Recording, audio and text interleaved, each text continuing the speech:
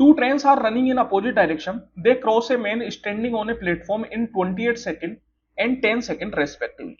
देखिए बोला जा रहा है कि दो ट्रेन है जो कि अपोजिट डायरेक्शन में चल रही है, और ये दो मतलब ये जो दोनों ट्रेनें जो है वो, एक ट्रेन तो आदमी को 28 सेकेंड में क्रॉस करती है और दूसरी ट्रेन उसी सेम आदमी को 10 सेकेंड में क्रॉस करती है, और दोनों एक दूसरे को 24 सेकेंड में क्रॉस करती है.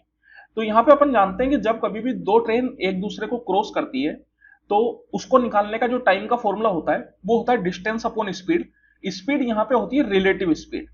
देखिए डिस्टेंस क्या होता है, तो डिस्टेंस हो जाता है दोनों ट्रेन की लेंथ का सम, that is L1 plus L2, और स्पीड हो जाती है रिलेटिव स्पीड. अगर ट्रेन अपोजिट डायरेक्शन में चल रही है तो रिलेटिव स्पीड हो जाएगी S1 प्लस S2, और अगर ट्रेन सेम डायरेक्शन में चल रही है तो रिलेटिव स्पीड हो जाएगी S1 माइनस S2. यहां पे बोला जा रहा है कि अपोजिट डायरेक्शन में ट्रेन चल रही है, इसलिए रिलेटिव स्पीड हो गई S1 प्लस S2. तो ये आ गया टाइम, और ये टाइम अपन को कितना दे रखा है, 24 सेकंड के बराबर दे रखा है. फिर बोला जा रहा है कि एक ट्रेन उस आदमी को 28 सेकंड में क्रॉस कर रही है.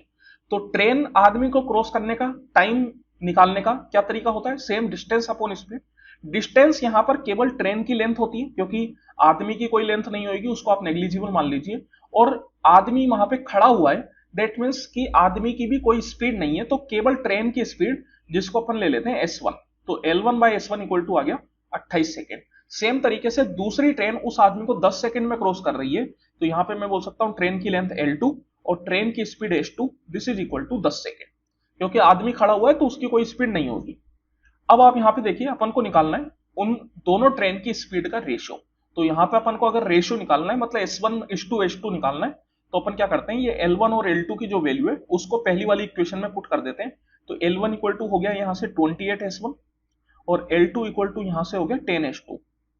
इसको यहां पे आप पुट कर दीजिए, तो ये आ जाएगा 28S1 plus 10S2 equal to, cross multiply कर देता हूं यहां पे मैं, 24S1 प्लस 24S2.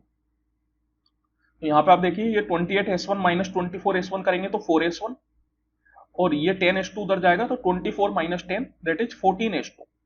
तो 2 से 2 बार में और 2 से 7 बार में, तो यहां से S1 बाई S2 आपके पास कितना आ जाएगा, तो S1 बाई S2 आ गया आपके पास, ये 2 उधर चला जाएगा, दैट इज 7/2. तो S1 और S2 मतलब उन दोनों ट्रेन की स्पीड का रेशियो कितना हो जाएगा, 7:2. Option number 1.